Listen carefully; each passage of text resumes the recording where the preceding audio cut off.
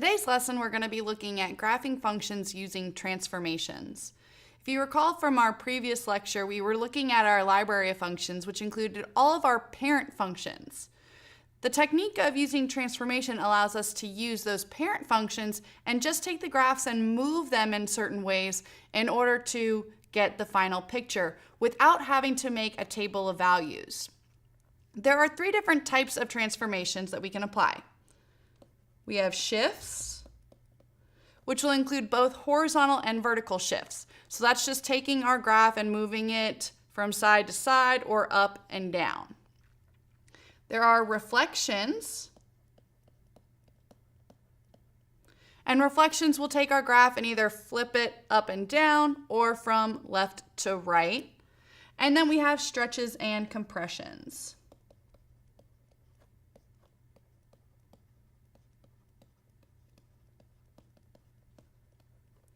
Now we have a short video for you guys that shows how these transformations affect the graph of y equals x squared.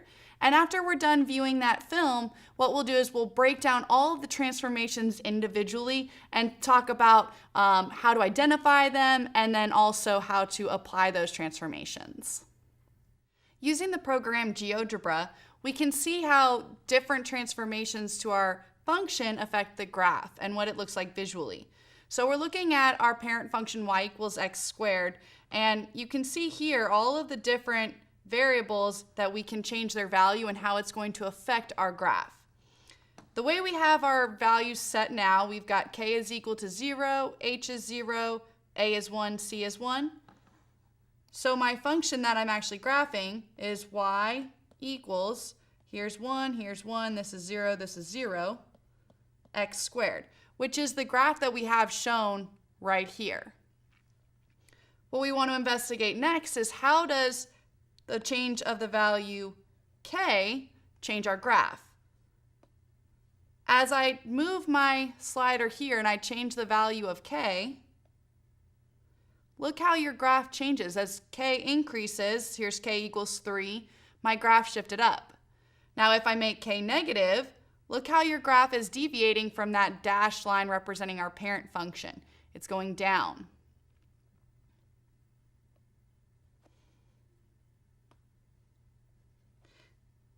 Next, let's investigate our horizontal shift. So what happens when we change that value of h?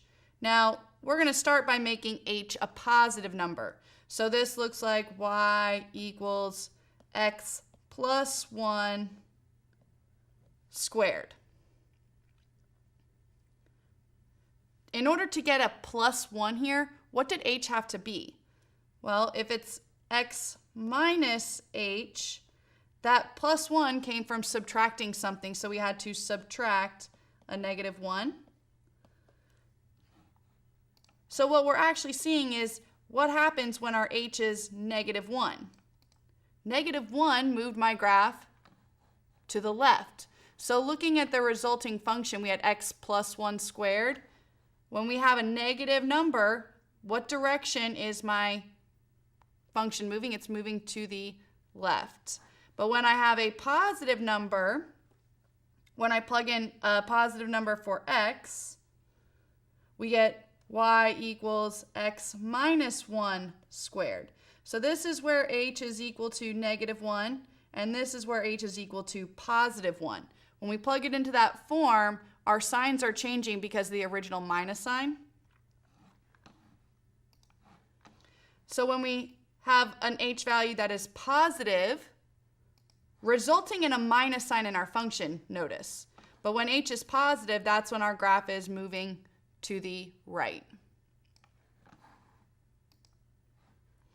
Now our vertical stretch or vertical compression is changed by this value of a.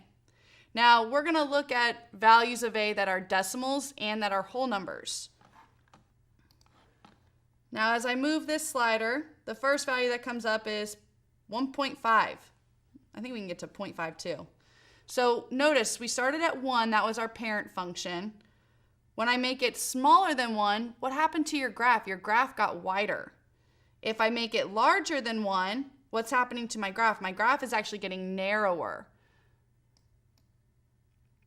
So the value of A out here is going to stretch this graph either up or down. Now we can do the same thing with our horizontal stretch. Our horizontal stretch is affected by C. And as I change my value of C, look what happens. When I go beyond 1, when I increase C above 1, look what's happening to my graph. It's getting narrower. And then if I go to a value less than 1, it starts getting wider.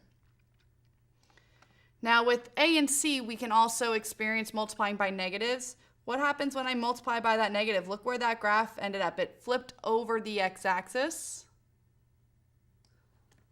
And with C, when I make C negative, it actually reflects over the y-axis. And to show that, let's shift this to the left a little bit.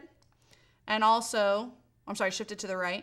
And then flip it, and you can see how it's reflecting that graph about the x-axis. All right, so let's think about how we're going to graph these transformations. When we're looking at a function, we can think about it as always modifying either your input or your output. Your input is your x values and your output is your y values. When we modify our input, we're changing x, and our x is our horizontal axis, so we're going to have a horizontal transformation.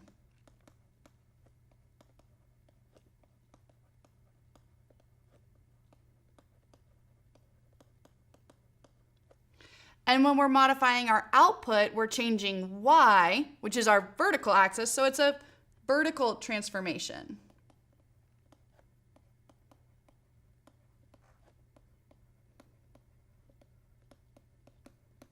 Now, understanding this is going to help us remember those rules. Remember those values of A, C, H, and K. Well, we're going to talk about where those values lie and how what it's affecting, whether it's affecting the input or it's affecting the output. And then we can identify if it's a horizontal transformation versus a vertical transformation. So let's look at our shifts first, our vertical shifts and our horizontal shifts. Our f of x plus k, this plus k is affecting the output. Okay, think about how we would evaluate this. We'd pick an x, we'd plug it into f of x and get a number, and then we would add k to that number. So it's affecting the output, which makes this a vertical shift. And from that video, we saw that as k was positive, or when k was positive, it shifted the graph up. F of x minus k, again, that k is affecting the output, so this is our vertical shift. And from the video, we saw that when k was negative, it shifted our graph down. And these two are pretty intuitive. Positive, we think up, negative, we think down. But with our horizontal shifts, those were the ones that were less intuitive. When we're adding h to this, we're actually affecting our input. Again, notice we pick x, and the first thing we have to do is add h to it, and then we take that new number and plug it into f. That's what I mean by modifying our input. This is going to be our horizontal shift. Maybe I wrote that wrong. Let's try that again. Our horizontal shift left.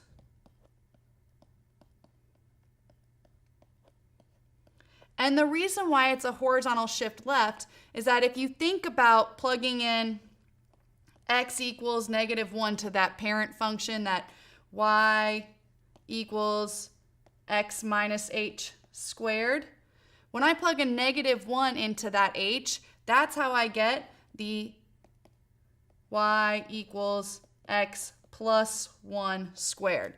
So when our h, this is supposed to be an h. When our h value is negative, which negatives we think about to the left, when our h value is negative, it actually results in a plus sign inside the parentheses. So that's why that plus h is our resulting shift to the left. Same thing with the last one. This is our horizontal shift to the right.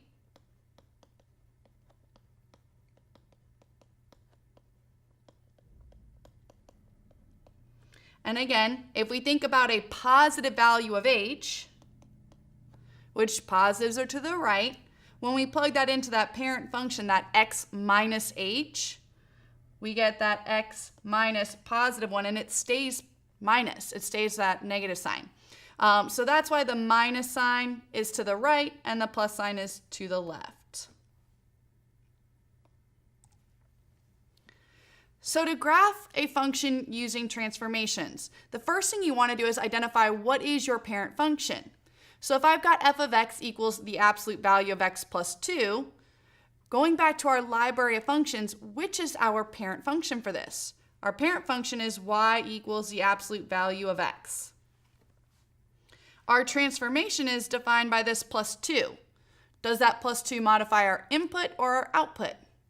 Since we don't have to change our input before we take the absolute value, that plus 2 is actually affecting our output.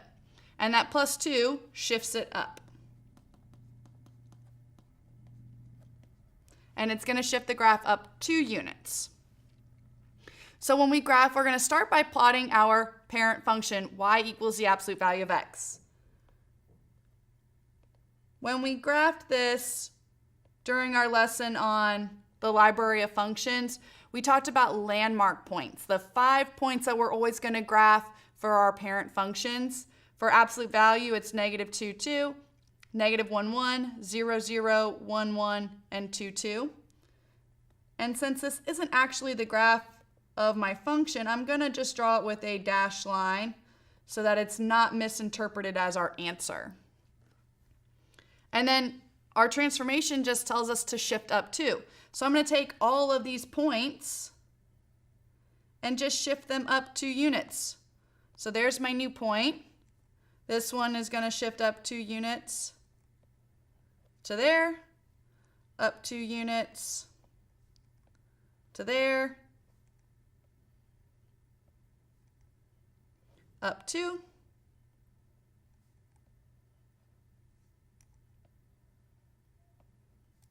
and then up 2. And these points in red represent our function f of x.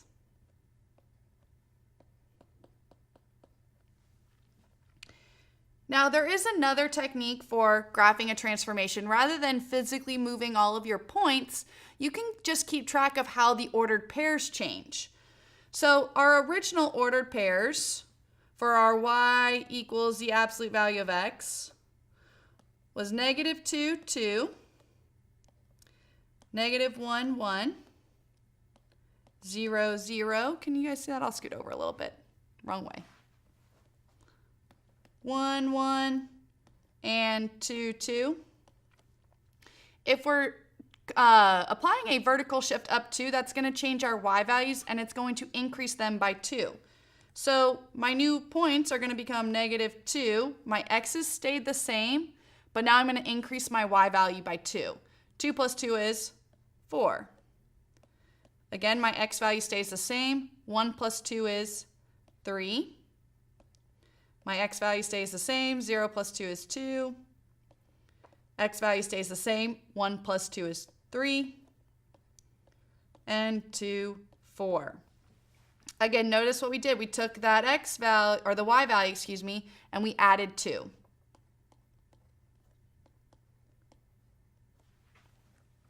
And these are the ordered pairs for our function absolute value of x plus 2. And if you look at our points that we already graphed, those points match these ordered pairs here in red.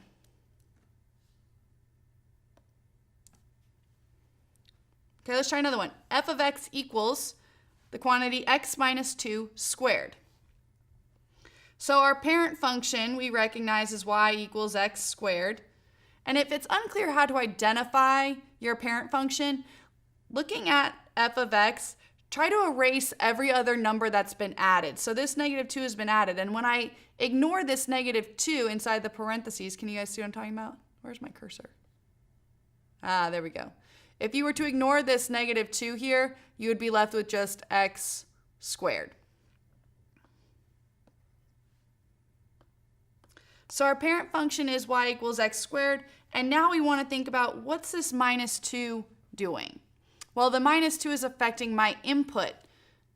If you were to evaluate this function, you would select a value of x, and the very first thing you would do is subtract 2 from x. So that's changing your input, isn't it?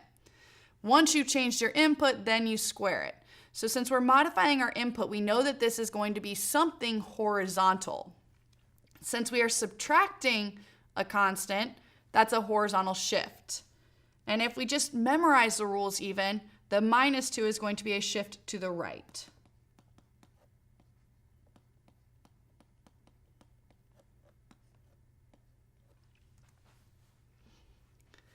So now trying to graph, we start with our parent function, y equals x squared. Those landmark points were -2, 4, -1, 1, 0, 0, 1, 1, 2, 4.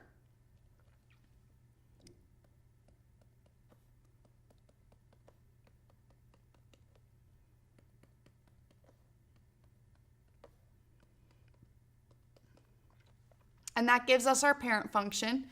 If you don't remember these landmark points, it's not a big deal. Our parent functions are much easier to create a table of values for than our modified functions. So you can just mentally make a table of values. What do you get when you plug in -2, -1, 0, 1, and 2? And now what we're going to do is take all those points and move them to the right 2 units. So just like we did before, I'm going to slide this point to the right. Slide this point to the right. Slide this point to the right. There's a point under here too, so make sure that you remember that guy. Slide him to the right. And slide this one to the right. And these 5 points in red represent f of x.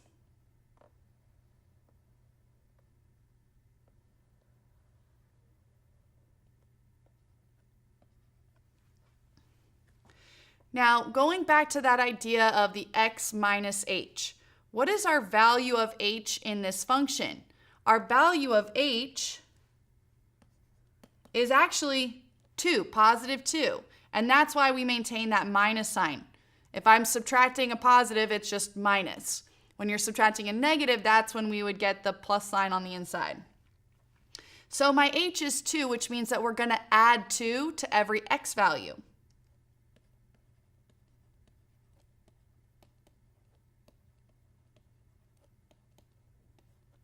So let's think about that other technique I showed you guys where we list our ordered pairs.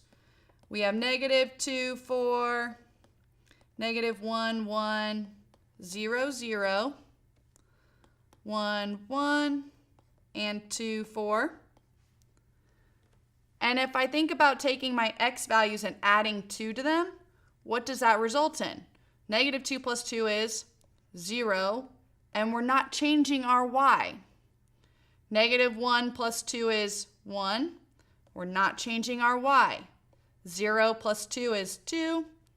We're not changing y. 1 plus 2 is 3. Not changing y.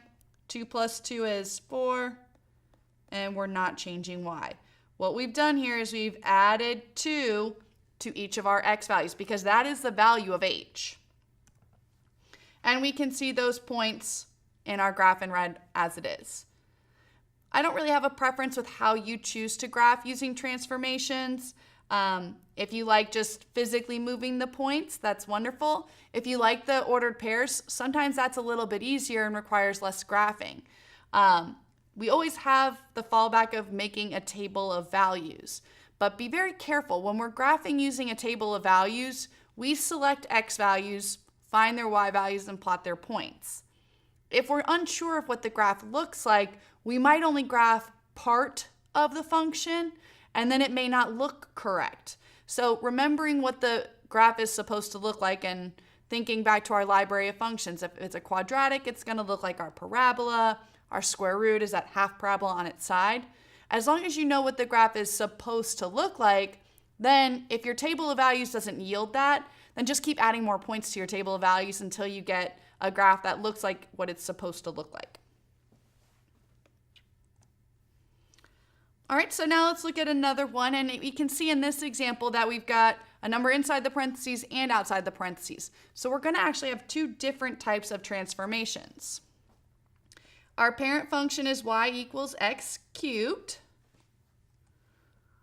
This plus 1 modifies my input, so it's horizontal. And remember, the rules are backwards for horizontal shifts. So this is left 1, and this minus 2 is down 2. So I'm going to start by graphing my parent function y equals x cubed. If you forgot those landmark points, make that table of values. When I plug in -1, -1 cubed is -1. 0 cubed is 0. 1 cubed is 1. And maybe you remember the conversation we had about these 3 points. Those 3 points can be connected with a line, but we know that x cubed is not linear. So when we were looking at the library of functions, we considered what would happen if we plugged in x equals 2. When I plug in x equals 2, I get 8, which is somewhere up here. When I plug in -2, it's somewhere down here. So I know the shape of the graph is long and lean through those 3 points.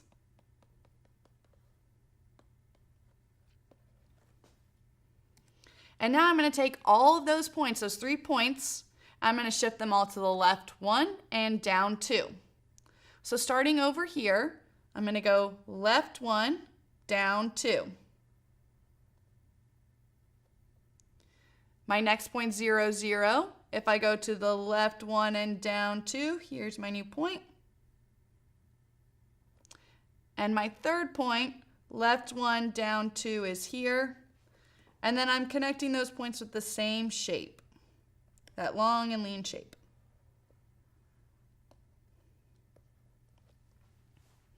So we're starting to realize that as long as we know how to use these transformations and how to identify the transformations, then we don't have to make a table of values every time we want to graph a function, and we always end up with a picture that's really nice and representative of what it should look like. So now let's talk about reflections.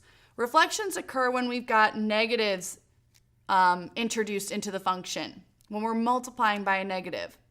So let's think about this first one. This negative out front, is it modifying my input or is it modifying my output?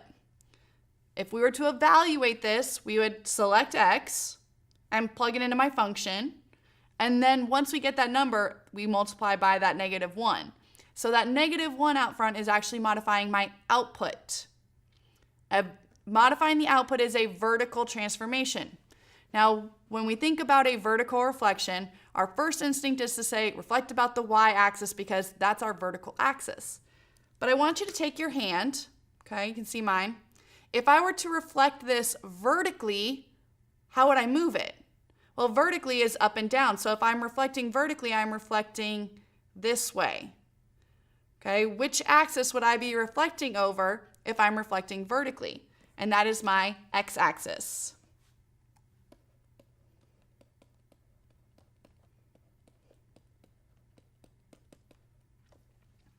Now, if we look at this second function, that negative is affecting my input.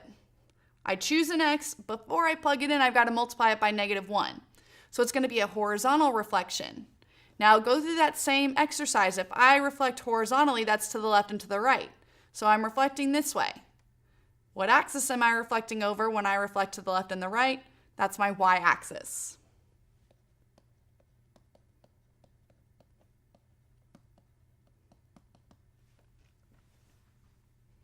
So let's look at some examples that involve reflections. F of x equals the square root of -x. Our parent function is y equals square root of x. And what does this negative do to my function? It's affecting my input. Input is horizontal. I know that the negatives indicate reflections. So putting the two together, I've got a horizontal reflection, and I'm going to go through this every time. Reflecting horizontally is to the left and to the right, which means I'm reflecting over the y-axis.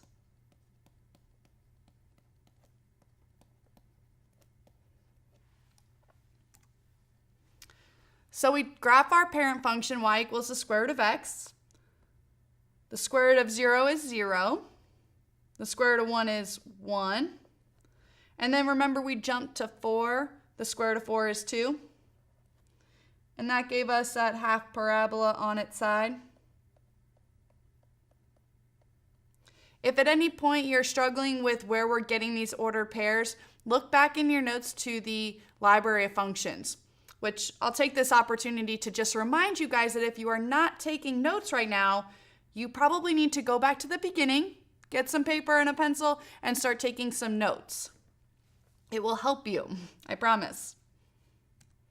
So now back to this problem. We're going to take our 3 points and we're going to reflect them about the y-axis. The point 0, 0 is on the y-axis, so it's not going to change when we reflect about. But if we look at this point, 1, 1, when I reflected about the y-axis, it's going to end up over here. This point over here, when I reflected about the y-axis, is going to end up over here. And now we can see that our graph, when it's reflected about the y-axis, looks like that. Once again, no table of values. Pretty nice. F of x equals -1 times the cube root of x. Our parent function is y equals cube root of x. And this negative out front is affecting the output. Remember, we select an x here, we take the cube root first, and then we multiply by -1. So that -1 comes after we've applied our function. So it's our vertical transformation. Negative means reflection. Putting those two together, vertical reflection. Go through this exercise. When I reflect vertically, I'm reflecting over the x-axis.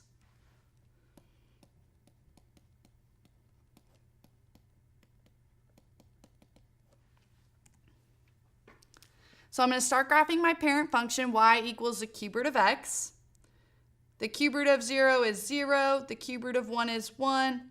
The cube root of -1 is -1.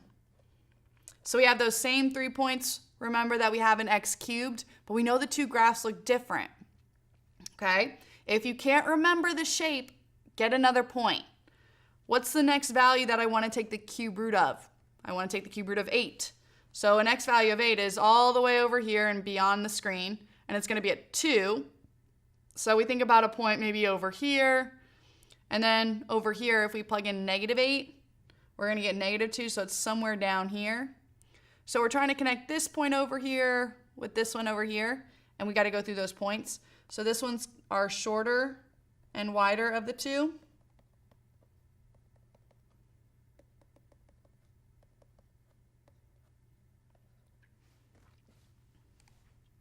And now I'm going to take all of my points and reflect them about the x-axis. Starting with this point right here, if I reflect this about the x-axis, it's going to end up right there at -1, 1. 0, 0, since it's on my x-axis, when I reflect, it's not going to move. And 1, 1, when I reflect about the x-axis, ends up here at 1, -1. And then using the same shape, we have a graph that looks like this. And that's f of x. Stretches and compressions. Looking at our two models here, the first one, we've got a times f of x. This value of a is affecting our output. We should be able to see this by now. We choose an x, we plug it into our function, and then we multiply by a. So this is going to be a vertical stretch or compression.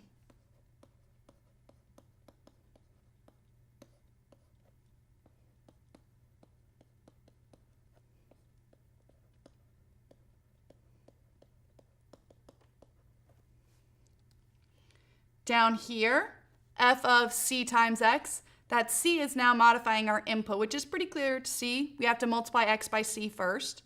So this is going to be a horizontal stretch or compression.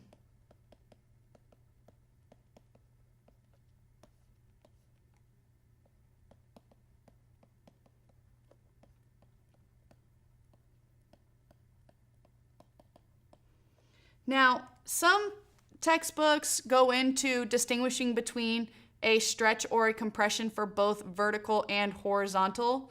I don't think it's really necessary.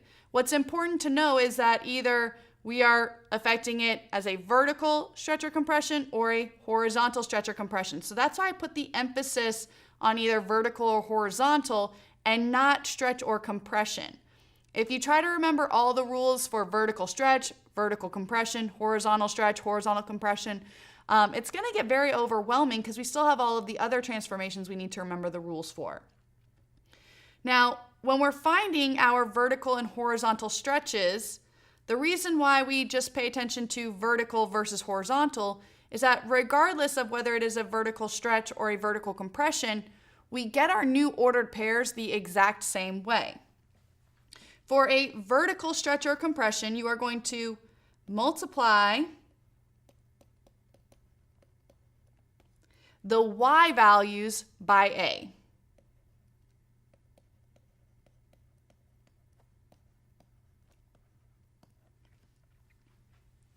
If we've got a horizontal stretch or compression, you are dividing your x values by c.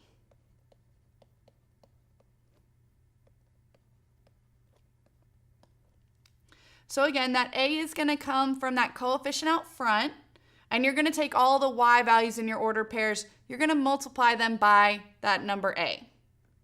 If it's a horizontal stretch or compression, that c comes from the coefficient on x, and now we're actually going to take and divide all of our x values by whatever that value of c is.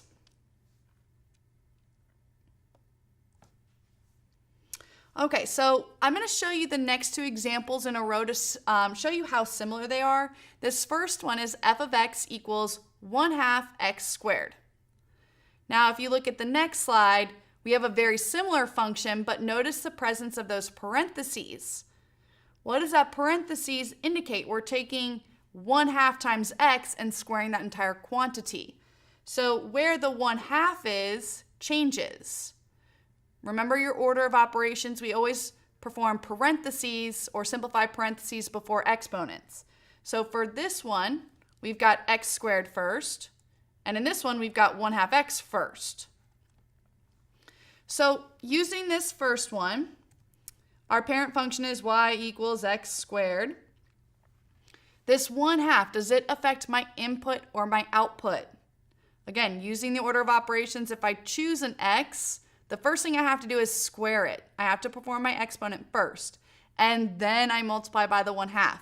Since the 1/2 comes after the fact, it's modifying my output. So that tells me it's going to be a vertical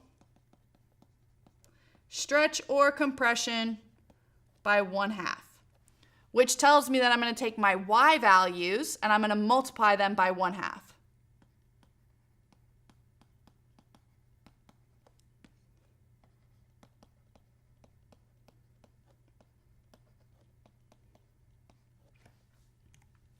Okay, so graphing our parent function, y equals x squared, we've got -2, 4, -1, 1, 0, 0, 1, 1, 2, 4.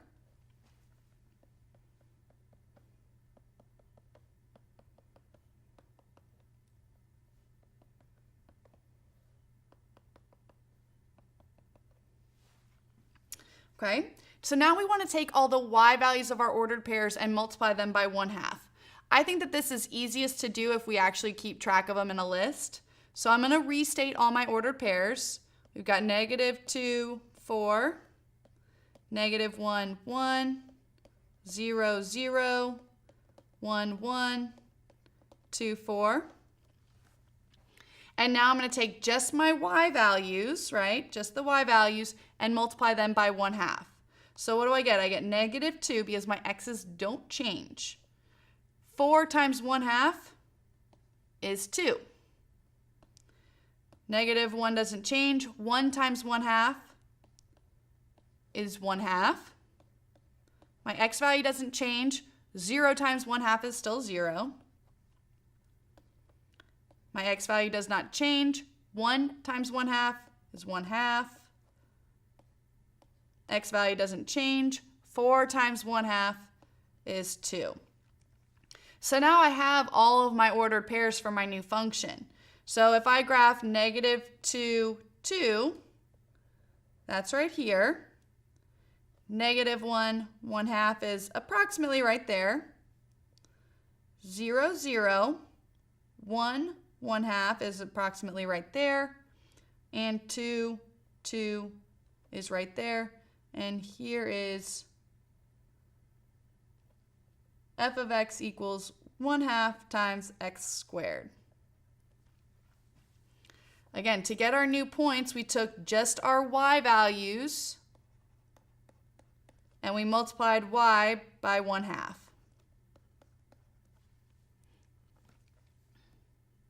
Now in the next example, we're going to see that we have a similar result, but not exactly the same. So now we have f of x equals the quantity 1/2 x squared. Our parent function is still y equals x squared, but now this 1/2 is modifying my input. So I know it's a horizontal stretch or compression.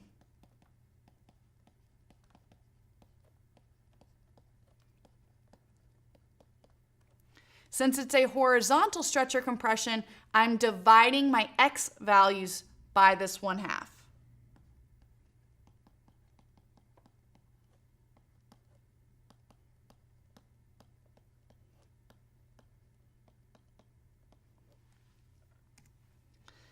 So let's graph our parent function again. -2, 4, -1, 1, 0, 0, 1, 1, 2, 4. As you guys work through ALEKS and work through the problems in your homework, you're going to get very, very comfortable with these parent functions, especially our quadratic. That's a really common function that we use.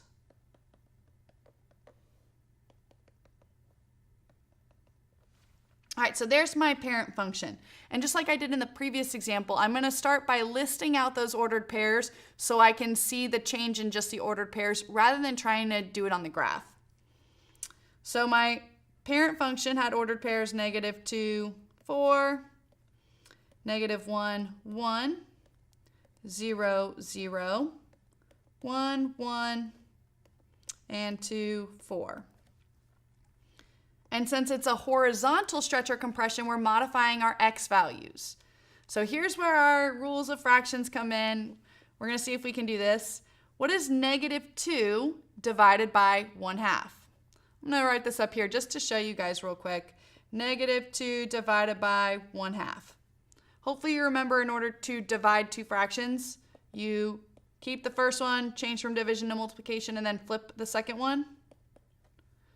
-2 times 2 is -4.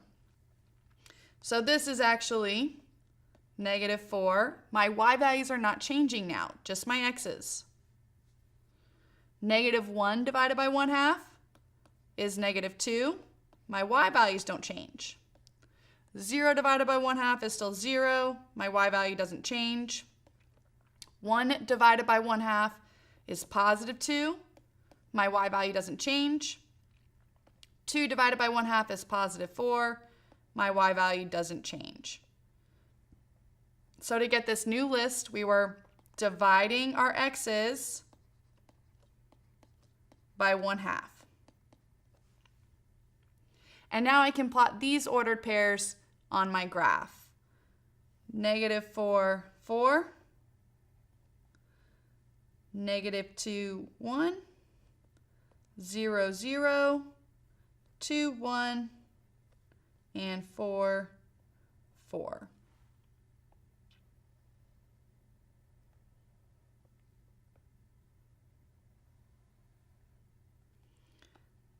So maybe you can look back at your previous graph and see that these are both similar. Both the graphs got wider, but they're not exactly the same. So be very careful. That 1/2, depending on its position, is going to change the way that the graph looks ever so slightly.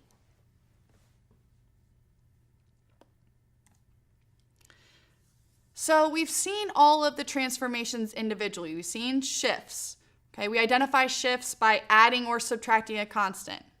We've seen reflections. Reflections are introducing a negative, multiplying anything by a negative, either the output or the input by a negative. And our stretches and reflections come from multiplying by a constant. When we have all of those transformations in one function, it's important that we graph them in a certain order. We must always start with our horizontal shifts.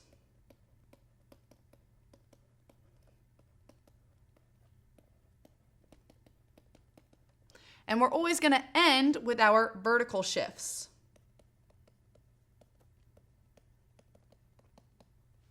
Which leaves any reflections or stretches and compressions to be done in the middle. It doesn't make any difference what order you do them in. I personally like to apply a reflection first and then a stretch or compression, because with the stretches or compressions, that's when you're going to end up with ordered pairs that are maybe not whole numbers. And I like to deal with fractions as little as possible. So if I do that as my third step, then I only have one more thing to do afterwards.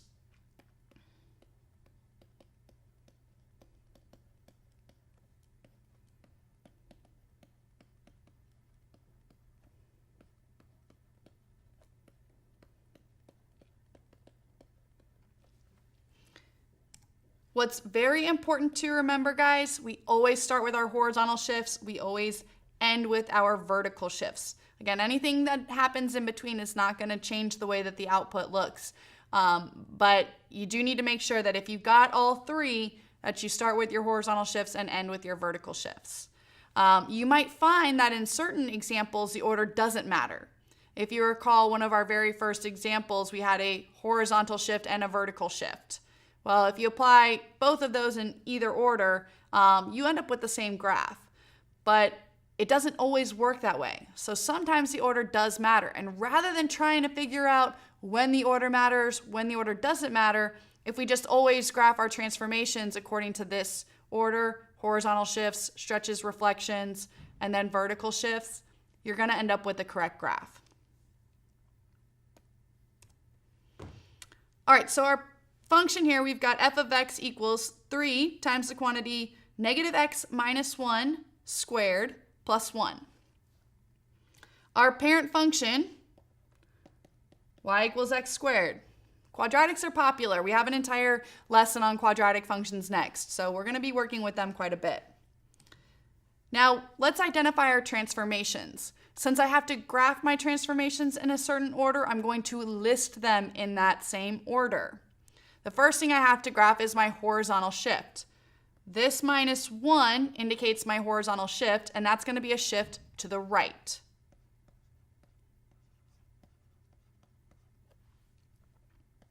Then I've got to graph any reflections or stretches and compressions. My reflection is going to be the presence of that negative. That negative is affecting my input. Notice I pick x, and the first thing I do is multiply it by negative 1. So the negative is affecting my input, so it's a reflection. A horizontal reflection is about which axis? The y-axis.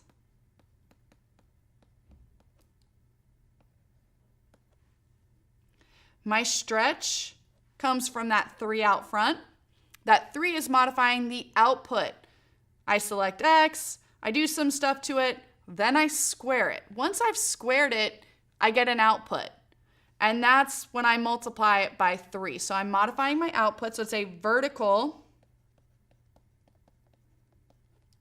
stretch or compression by 3. And then my last is always my vertical shift.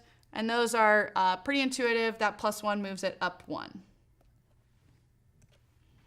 So thinking about my parent function, I've got my 5 landmark points.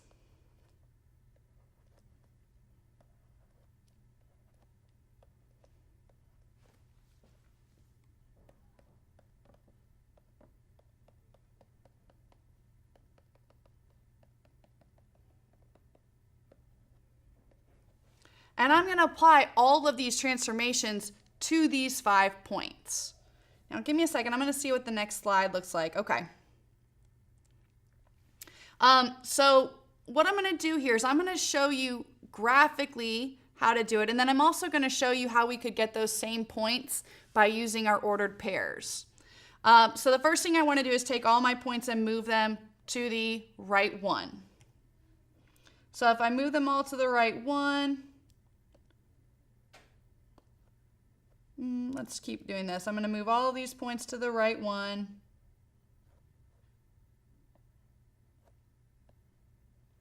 And in yellow, I'm going to see my first transformation of the shift to the right.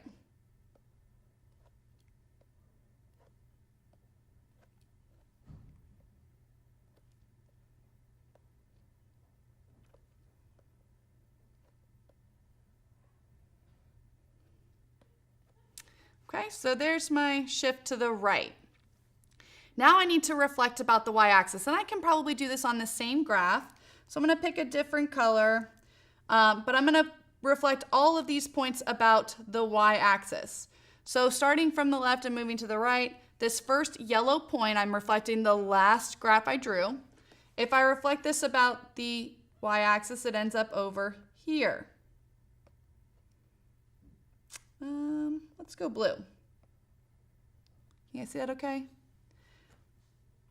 Now, if I reflect the second point about the y-axis, since it's already there, it's not actually going to change, is it? So this point stays where it's at. This point down here at 1, 0, when I reflect about the y-axis,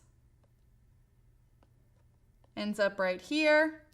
This point reflected about the y-axis is going to end up over here, and this one reflected about the y-axis is going to end up over here.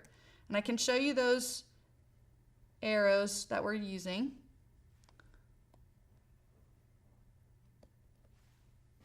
And so this graph in blue, after we've shifted it to the right and reflected it about the y-axis, looks like this.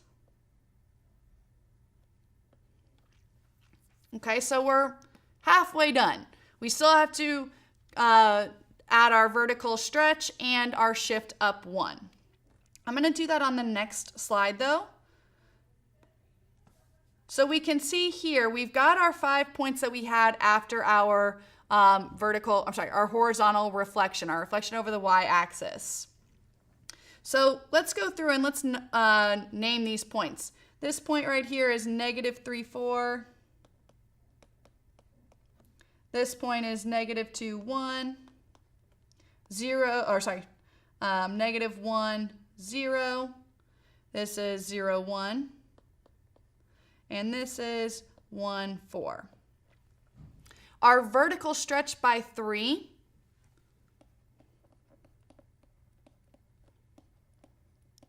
tells me that I'm going to multiply all of my y values by 3.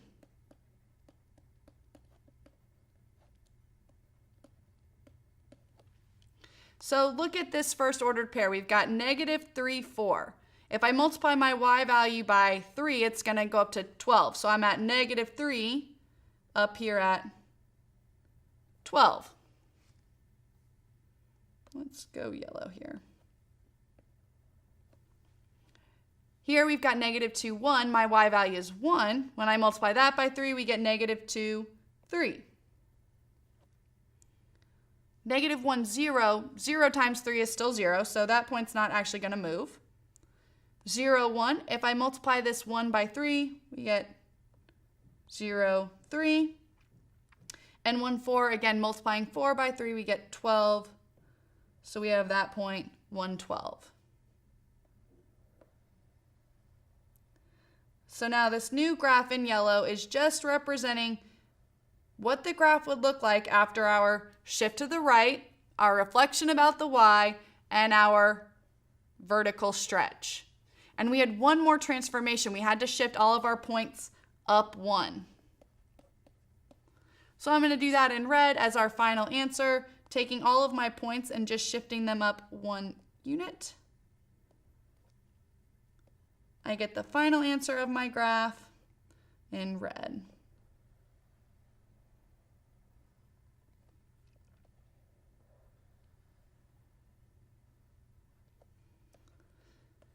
Now, many of us are very visual and we want to actually see all of those transformations one by one. And we can do that. You just might need some extra graph paper so that you can show the steps individually.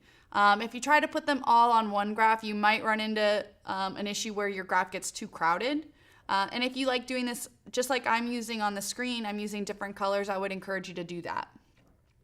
But we can also do the same thing just by using our ordered pairs. So I'm going to quickly,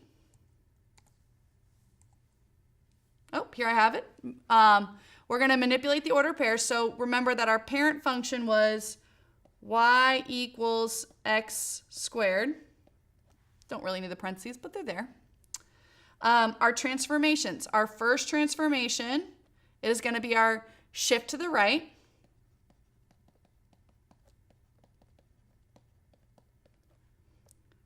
Our second transformation is going to be our reflection about y.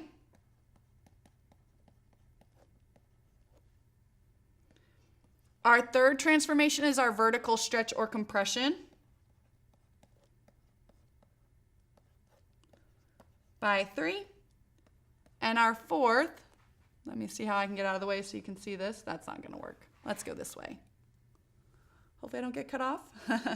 Our fourth was our shift up 1. All right, so these are the 4 transformations, and we're going to start just taking our original ordered pairs, and we're going to manipulate them one by one using these transformations. So now you can't really see me anymore, but that's okay. What's important is over here. So our parent function was y equals x squared, and we have the following points: -2, 4, -1, 1, 0, 0, 1, 1, 2, 4. Our first transformation is a shift to the right 1. So we're going to add 1 to every single x value.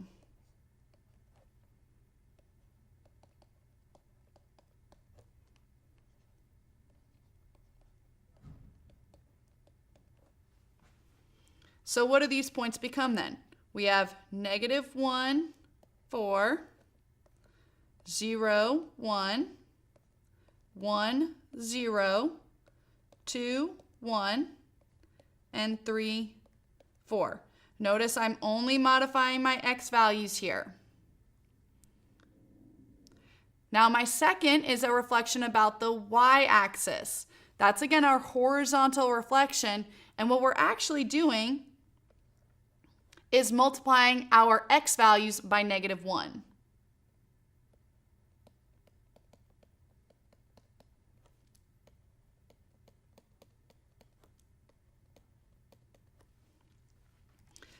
So our points become 1, 4. Again, I'm just changing my x values. I'm making them negative. 0, 1. 0 times -1 is still 0. -1, 0. -2, 1. -3, 4. Now we want to apply our vertical stretch or compression.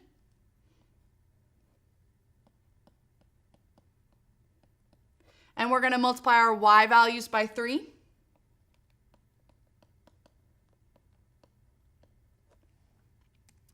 So those points become 1, 12, 0, 3. Again, see, I'm changing my y values.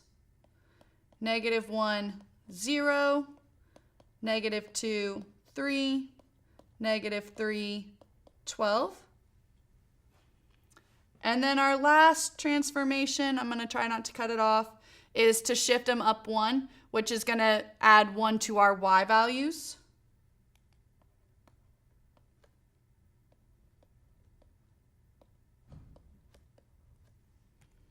So we get 1, 13, 0, 4, -1, 1, -2, 4, and -3, 13.